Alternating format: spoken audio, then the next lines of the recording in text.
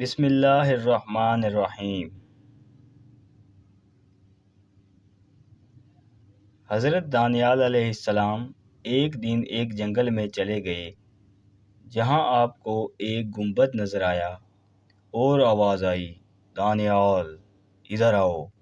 دانیال علیہ السلام اس گنبد کے پاس گئے۔ معلوم ہوا کہ وہ کسی مقبرہ کا گنبد ہے۔ جب آپ مقبرے کے اندر تشریف لے گئے تو دیکھا بڑی عمدہ عمارت ہے اور عمارت کے بیچ ایک عالیشان تخت بچھا ہوا ہے، اس پر ایک بڑی لاش پڑی ہے۔ پھر آواز آئی کہ دانیال تخت کے اوپر آؤ۔ آپ اوپر تشریف لے گئے تو ایک لمبی چوڑی تلوار مردہ کے پہلو میں پڑی تھی۔ اس پر یہ عبارت لکھی ہوئی نظر آئی کہ میں قوم عاد سے ایک بادشاہ ہوں، خدا نے مجھے 1300 سال کی عمر عطا فرمائی، 12,000 میں نے شادیاں کی، 8,000 بیٹے پیدا ہوئے، لاتعداد خزانے میرے پاس تھے۔ اس قدر نعمتیں لے کر بھی میرے نفس نے خدا کا شکر ادا نہ کیا، بلکہ الٹا کفر کرنا شروع کر دیا اور خدائی دعویٰ کرنے لگا۔ خدا نے میری ہدایت کے لیے ایک پیغمبر کو بھیجا، ہر چند انہوں نے مجھے سمجھایا مگر میں نے کچھ نہ سنا۔ انجام کار وہ پیغمبر مجھے بد دعا دے کر چلے گئے۔ حق تعالیٰ نے مجھ پر اور میرے ملک پر قحط مسلط کر دی۔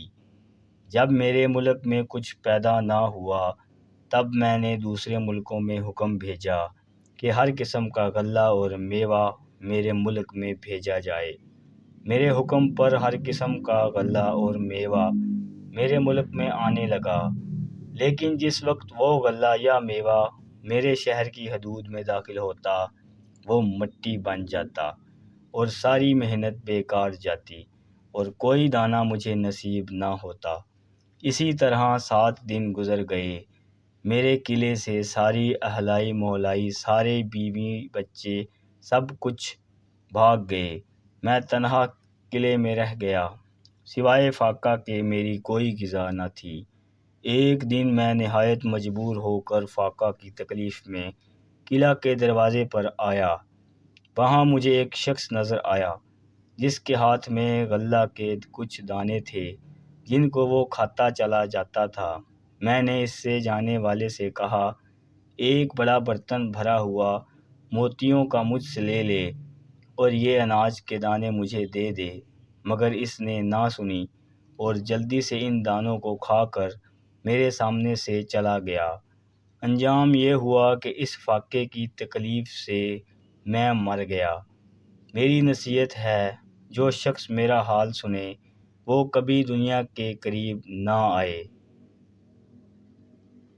استغفار۔ اللہ پاک ہمیں نیک عمل کرنے کی توفیق دے، آمین ثم آمین۔